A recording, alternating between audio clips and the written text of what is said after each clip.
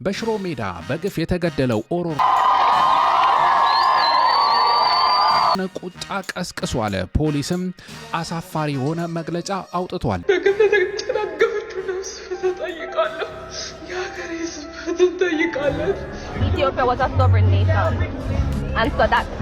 ስለ ኢትዮጵያ ታላቅነት የነጻነት አርማ ስለመሆኗ ሰላም ወደ ኢትዮጵያ ቤተሰቦቼ ኢትዮጵያና ኤርትራውያን እንዴት ናችሁ? እግዚአብሔር ይመስገን። ባላችሁበት መልካም ሁሉ እመኝላችኋለሁ። በሽሮ ሜዳ በግፍ የተገደለው ኦሮሮ ወንድማችን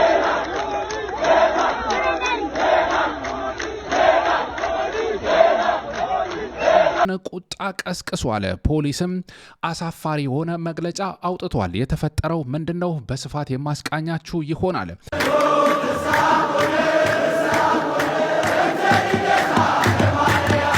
በቅድሚያ በዛሬው ዕለት ያው እመቤታችን ቅድስት ድንግል ማርያም የተወለደችበት ግንቦት ልደታ ነው። እንኳን አደረሳችሁ ላለው የተዋሕዶ ልጆች በመላው ሀገራችን እንግዲህ በተለያየ ቦታ ተከብሮ ውሏል። በሀገርም በውጭም ዛሬ የተወለደች እመቤታችን ድንግል ማርያም ተመልከቱ። ይሄ እንዴት እንደሚያምር ድምቅት ፍክት ያለ በዓል በአዲስ አበባ ልደታ ለማርያም ተከብሯል። በእንደዚህ መልኩ ልደትሽ ልደታችን ነው በሚል ህዝቡም ግልብጥ ብሎ ወጥቶ አክብሮ በረከቱ ለኛም ይድረሰን። በጣም ታምራላችሁ። ያው ልደታ በዓል በየዓመቱ እንደዚህ ድምቅ ፍክት ብሎ መከበር ጀምሯል። ያው አምናም እንደዚህ ድምቅ ያለ ነበረ። ደስ ይላል። በጣም ያስቀናል። በቃ ምን ነው ሀገሬ በወንኩ የሚያስብሎ እኮ እንደዚህ አይነት ነገር ስናይ ነው። ይቺ በዓል ለየት ያለች ነች። ሰው የሚሰባሰብባት በፍቅር በየሰፈሩም የሚያከብራት ነች። የዓለም የምስራች የሆነውን ጌታችን መድኃኒታችን ኢየሱስ ክርስቶስን የወለደችው የቤታችን ልደት በልዩ ፍቅር የሚያከብርበት ነው። ማህበራዊ ህይወቱም ደስ የሚያሰኝ ሃይማኖታዊ መሰረት የያዘ ነው። ያው ይሄንን ያከበራችሁ ሁላችሁ መልካም በዓል እላለሁ። ቀጥታ ወደ ቪዲዮ ወደ መረጃው አልፋለሁ። ዛሬ የተወለደች እመቤታችን ድንግል ማርያም ልባችሁን እንደ ገነት አበባ ታለምልመው። አሜን። የፍቅሯ መዓዛ በቤታችሁ ይግባ። አሜን። የፍቅር እጇ በትከሻችሁ ላይ ትረፍ። አሜን። አለው በስጋ አለው በነፍስ ትበላችሁ። አሜን። ከጥማታችሁ በፍቅሯ ታጠጣችሁ። አሜን። ዛሬ እንደሰበሰበች የዓመት ሰው በቸርነቷ ትበለን። አሜን። ለወንድሜ ፍትህ ለለጋው ወንድሜው ፍትህ ወርቶ ላልጠገበው ለለጋው ወንድሜ ፍትህ።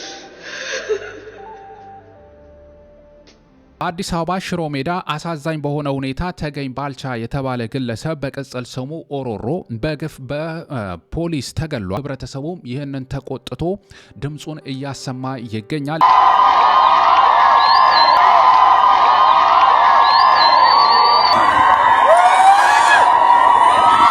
የተፈጠረውን ነገር ወደ ኋላ ተመልሰ መመልከት ይገባናል። ተገኝ ባልቻ በጸባዩ የተመሰከረለት የራሱ ስራ የነበረው በሽሮ ሜዳ እንደተለመደው ባህላዊ ልብሶች ይሸጣሉ፣ ነጠላ ይሸጣል። እሱም ደግሞ በዚህ ስራ ውስጥ የነበረ የራሱ ስራ የነበረው ገቢ የነበረው ሰው ነው።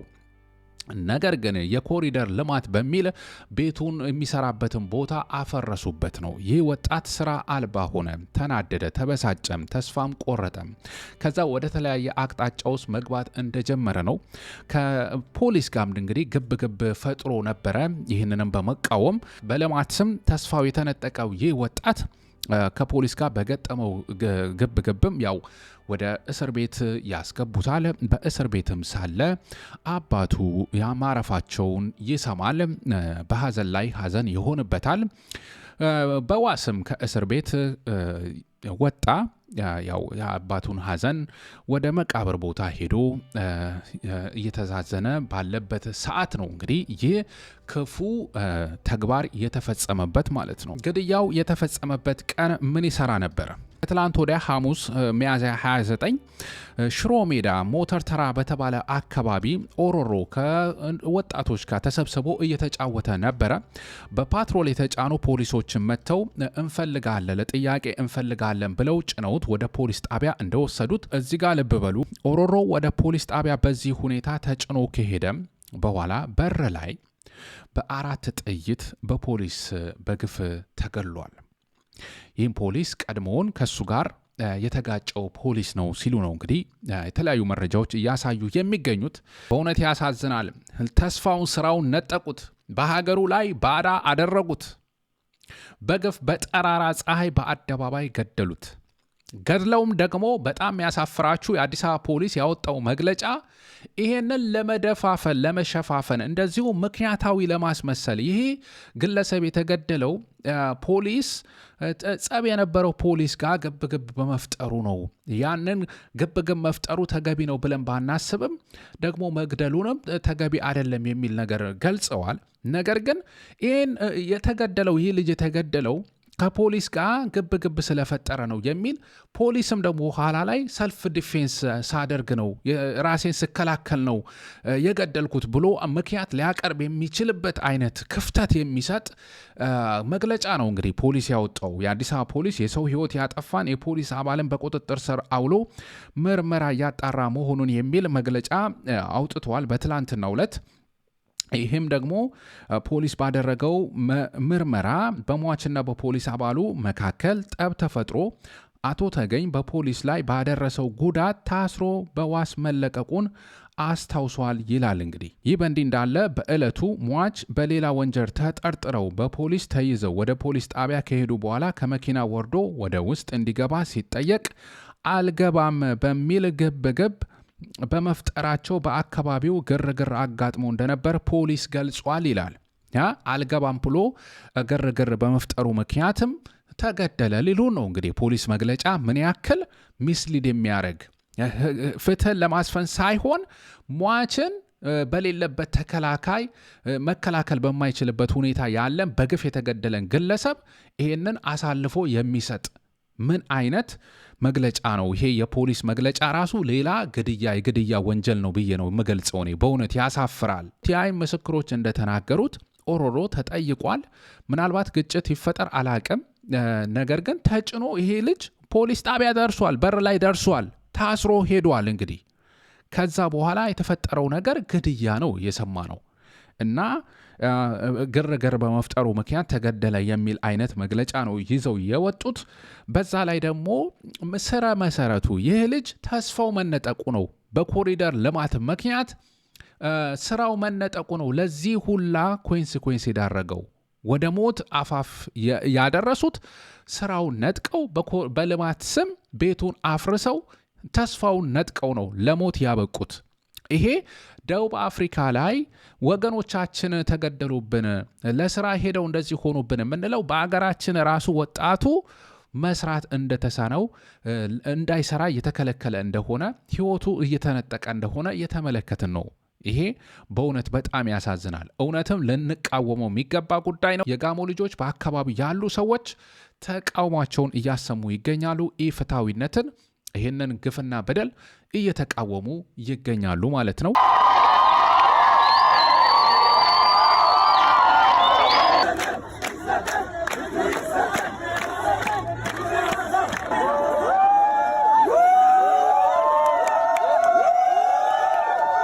በኮሪደር ልማት ምክንያት ሰዎች ህይወታቸውን ሲያጡ የመጀመሪያ አይደለም። በአዲስ አበባ ኡራኤል አካባቢም ቤቱ በግፍ በመፍረሱ ምክንያት ተስፋው አጥቶ ያው ራሱን ያጠፋ ወጣት የልጆች አባት የነበረ እናስታውሳለን። በርካቶችም ቤት አልባ የሆኑበት ግፍ የተፈጸመበት ነገር ነው።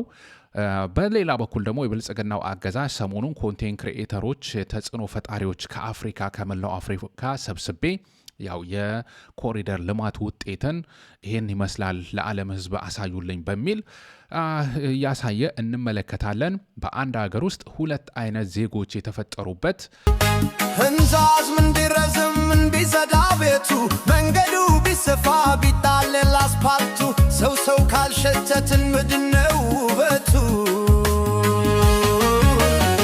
የኔ ውብ ከተማ የኔ ውብ ሀገር የሰው ልጅ ልብ ነው የሌለው ዳርቻ የሌለው ድንበር። በሶሻል ሚዲያ የተመለከትኩትን አንድ ነገር ላጋራችሁ። ስፒድ ታስታውሱታላችሁ፣ ወደ ኢትዮጵያ የመጣው እና አሁን ጃማይካን እየጎበኘ ይገኛል። ጃማይካን እየጎበኘ ባለበት ሰዓት ደግሞ ስለ ኢትዮጵያ ታላቅነት የነጻነት አርማ ስለመሆኗ ለነሱም ደግሞ እንደ ነጻነት አርማ ተደርጋ መወሰዷን ይሄንን የአፄ ኃይለ ሥላሴን ታሪክ እየነገረች ስለ ኢትዮጵያ ታሪክ እየነገረችው የቦምባርሌ ልጅ ማለት ነች። እሷ ነች ይሄንን የምታስረዳው። እንደዚህ አይነት ነገር እየገለጸችለት ትገኛለች። እንደ ኢትዮጵያ ውስጥ መጥቶ የሰንደቅ ዓላማ ማውለብለብ የማይቻልበት ሁኔታ ስለሆነ አረንጓዴ ቢጫ ቀዩንም በዚህ መልኩ የተመለከተም አይመስለኝም። ስፒድ እዚያ በሄደበት ሁኔታ እንደዚህ አረንጓዴ ቢጫ ቀዩንም እያውለበለበ እንመለከተዋለን። ታሪካዊ አርማውን እስቲ እንመልከተው ምን እንዳሉ። This is the king of Ethiopia. This is His Imperial Majesty Emperor Haile Selassie I. When he was crowned king in 1930, colonial powers from all over the world came and bowed at his feet. It was the first time the African world was... እኚህ የኢትዮጵያው መሪ ንጉሥ ኃይለ ሥላሴ ናቸው። ዓለም ሁሉ በቀኝ ግዛት በተያዘበት ጊዜ ኢትዮጵያ ነጻነቷ በዚህ ምክንያት የነጻነት ምልክት ኢትዮጵያ የነጻነት ምልክት ስለሆነች እኛም የነጻነት ምልክት አድርገን እንቆጥራታለን በሚል እንግዲህ ታሪክ እንደዚህ እንዳስቀመጡት ነው እንግዲህ የምትናገረው። Ethiopia was a sovereign nation. And so that symbolism represented a lot to us because at that time we were enslaved Africans, we were slaves. Right? So His Majesty's entire being represented freedom. And that's what Bob Marley came to sing about, that freedom. So it's deeper than music. I get it. Yeah, he was a freedom fighter, you know?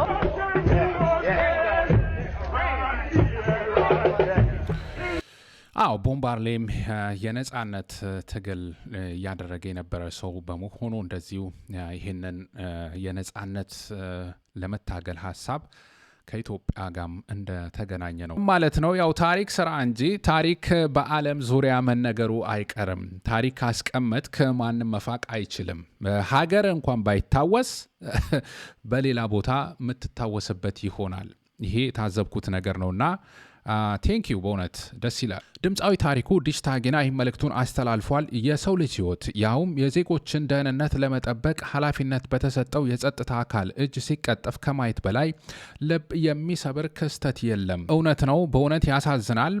ሀገር ይጠብቃሉ፣ ኃላፊነት ተሰጥቷቸዋል የሚባሉ አካላት ናቸው ሀገራችን ውስጥ ዛሬም በአማራ ክልል የቴዲ አልበም በወጣ በማግስቱ 7 ንጹሃንን በአማራ ክልል በግፍ የገደሉት በየጊዜውም እጅግ ዘግናኝ በሆነ ሁኔታ እዚህ ጋር ቪዲዮውን ለማሳየት በሚከብዱ ሁኔታ ሰሞኑም የወጡ የተለያዩ ቪዲዮዎችም እንደሚታዩት የሰው ልጅ እጅግ አሰቃቂ በሆነ ሁኔታ እየገደሉ የሚገኙት እነዚህ የብልጽግና ወታደሮች እንደዚሁ ሴቶችን በመድፈር በርካታ መረጃ የተገኘባቸው ሰሞኑን ቢቢሲ በዓለም አቀፍ ደረጃ መረጃውን በማጋራቱ ኢንቨስቲጌሽን ያደረገበት መረጃ ለሽልማት የበቃበት እንደሆነም ሰምተናል። ይሄም በአማራ ክልል የተፈጸመው ግፍና በደል ነው። በተለይ በአጠቃላይ በሰሜን እንደዚህ አይነት ነገር እንዲያውም ኖርማል ተደርጎ በሀገራችን በቃ መዘገብ ሁላ ቆሟል።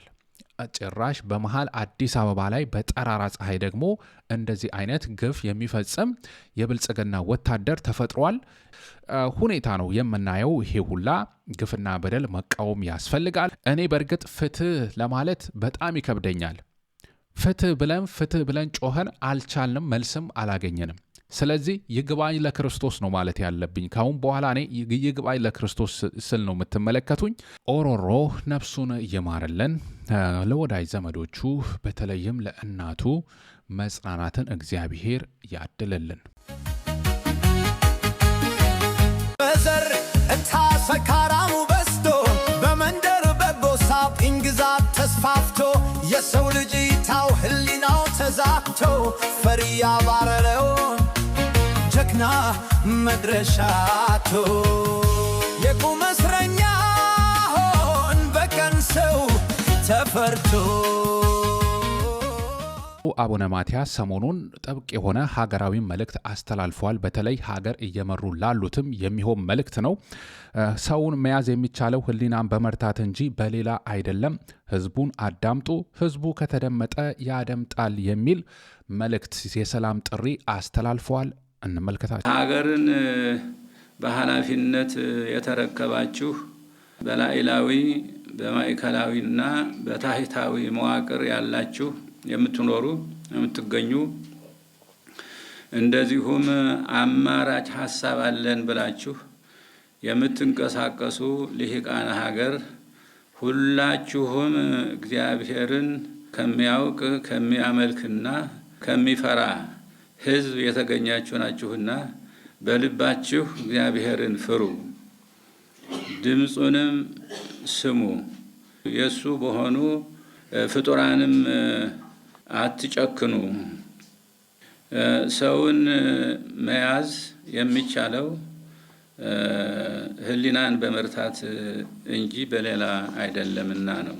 የሕዝቡን ፍላጎትና የልብ ትርታ በሚገባ አዳምጡ።